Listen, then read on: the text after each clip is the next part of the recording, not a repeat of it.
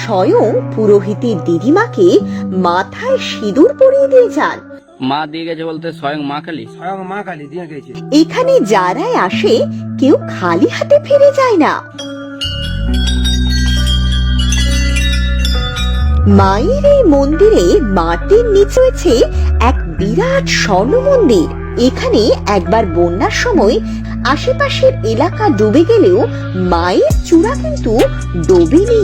সেটা বন্যার সময়, ঠিক আছে, সেখানে আছি আমি। এই গড় শিমলা মায়ের চূড়ার নিচে রয়েছে এক সুড়ঙ্গ।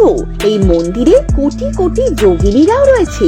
মা এখানে অলৌকিক ভাবে নিজের সন্তানকে রক্ষা করেন। বাচ্চা দুটোকে নিয়ে গেল আর 5 মিনিট ধরে ডালটা পড়ে গেল।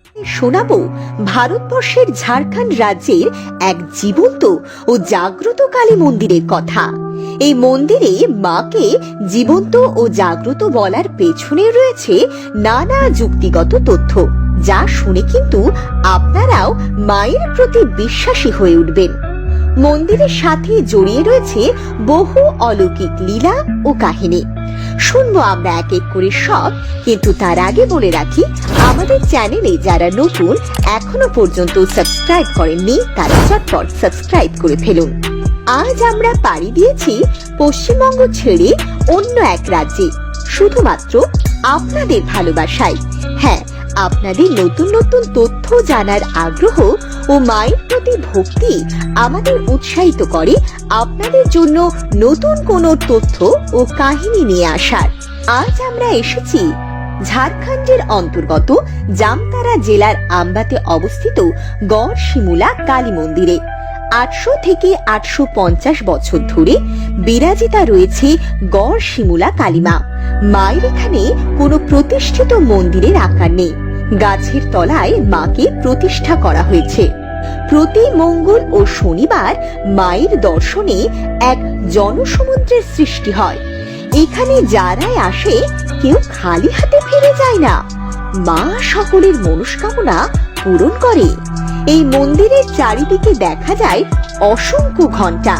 শোনা যায় মা যাদের মনস্কামনা পূরণ করে তারা সকলে এখানে ঘণ্টা বেঁধে যায়। এটার বৈশিষ্ট্য হচ্ছে এখানে মনোবাসনা পূর্ণ হলে ঘন্টি দেয়, এবং যদি কারো বাচ্চা টাচ্চা না হয় সে এখানে ঘন্টা মানসিক করে। আচ্ছা, ঠিক আছে। আর যাদের বংশ তাদের প্রদীপ।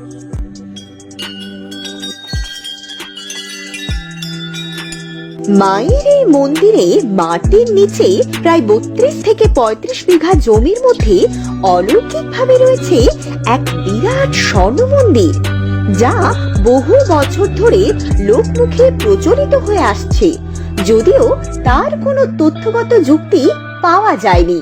রাজনগর এবং গড়শিমুলা, ঠিক আছে, এর মধ্যেই সুড়ঙ্গ কোথাও আছে না। সোনার মূর্তিও মায়ের এই মায়ের চত্বরে, মায়ের এইখানটা 32 থেকে 35 বিঘা জায়গার মধ্যে আছে। মা এখানে প্রতিষ্ঠিত ঠিকই, তবে মায়ের এখানে রূপ একেবারে অন্যরকম। এখানে মায়ের কোনো রূপ নেই। মা এখানে নিরাকার। বিভিন্ন ধাতু দিয়ে এখানে মায়ের একটু চূড়ার রূপ সৃষ্টি করা হয়েছে। মায়ের সেই রূপকে এখানে পুজো করা হয়। তবে মায়ের এই চূড়ার রূপেরও কিন্তু আলাদাই একটা মহত্ব রয়েছে। হচ্ছে মা এইটা শিলা নয়, এটা শিলা নয়, এটা অনেক কিছু জিনিস ধাতু দিয়ে মায়ের তৈরি আছে।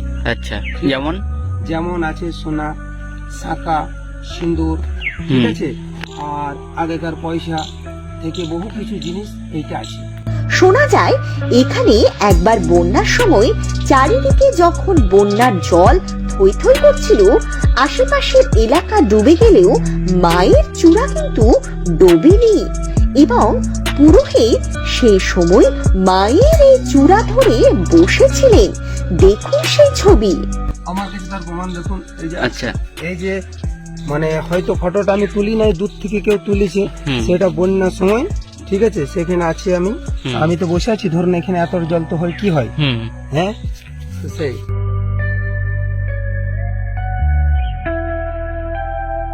এই গড় শিমলা মায়ের চূড়ার নিচে রয়েছে এক সুড়ঙ্গ, যে সুড়ঙ্গ নাকি বহু দূর পর্যন্ত বিস্তৃত। এই সুড়ঙ্গের কথা মা যাকে জানাতে চায় একমাত্র সেই ব্যক্তি জানতে পারে। হ্যাঁ, মা নিজে এসে জানিয়ে দিয়ে যায় সেই ব্যক্তিকে সুরঙ্গের কথা। এ কথা আমরা নয়, বলছে মন্দিরের পুরোহিত। সেটা এখনো পর্যন্ত মাই জানে, ঠিক আছে, আর মা যাকে জানায় সে জানে। মা এই মন্দিরে একা নয়, তার পাশে রয়েছে আরো দেবদেবী। তার ঠিক পাশে রয়েছে বানেশ্বর শিব ও কাল ভৈরব। শোনা যায় এই মন্দিরে কোটি কোটি যোগিনীরাও রয়েছে। তার সাথে রয়েছে মায়ের পাহারাদার, যার নাম দেওয়া হয়েছে এখানে বাগরাই। বাগরাই এখানে মায়ের পাহারাদার। এখানে আমার বাবা আসতো, বলছো যে এখানে লাঠি টাঠি জমা দিয়ে যেতে হয়, কেউ ই করে যে চলতে পারে না, এখানে কোনো রকম করে জমা ওইখানে সব কিছু দিয়ে বেরোইতে হয় না। আচ্ছা, আর এই যে একটা খুঁটো দেখছেন, এইখানে বলি আছে, আবার বলি প্রথা আছে। হ্যাঁ, মানে বলি হয় এখানে, যাদের মানে এখান থেকে হোক মানে যে দেওয়া যাদের এখানে, তাদের এখানে মস্তক মন্ডন এবং ছাগ বলি এখানে হয়। আর এই খুঁটা আপনার জলে থাকে, ইয়াতে থাকে, কিন্তু কোনোদিন আজ পর্যন্ত লড়ালড়ি নেই। মা এখানে স্বয়ং পুরোহিতের দিদিমাকে মাথায় সিঁদুর পরিয়ে দিয়ে যান। শুনুন মায়ের সেই অলৌকিক লীলার কথা। যে আমার দিদিমা, ঠিক আছে, করালি প্রসাদ চক্রবর্তী, আচ্ছা, তার স্ত্রী, সে এখানে লিথো, মানে লিথো আপনার স্মৃতিতে, হ্যাঁ, কিন্তু কপালে লিথো না।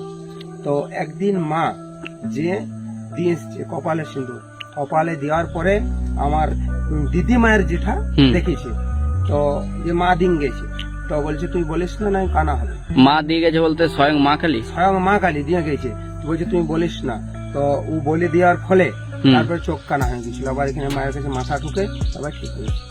আচ্ছা, মায়ের এই চূড়ার এতটাই মহত্ব রয়েছে যা কিন্তু আপনারা না শুনলে একেবারেই বিশ্বাস করবেন না।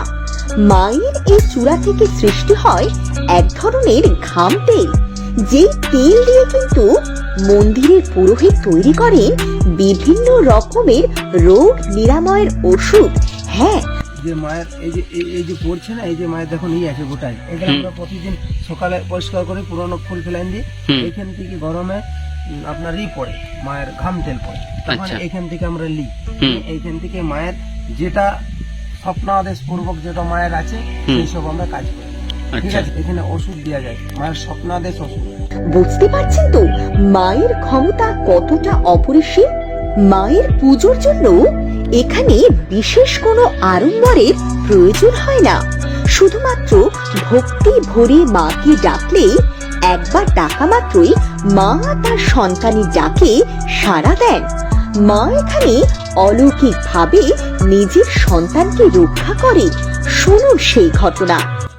ডাল লেগেছিল এখানে, হ্যাঁ, তো বাচ্চা ছেলেবেলা ভোজনের সময়ে মানে এখানে মুখে ভাত দেয়, তো দুটো বাচ্চা শোয়া ছিল, বাচ্চা দুটোকে নিয়ে গেল, আর 5 মিনিট পরে ডালটা পড়ে গেল।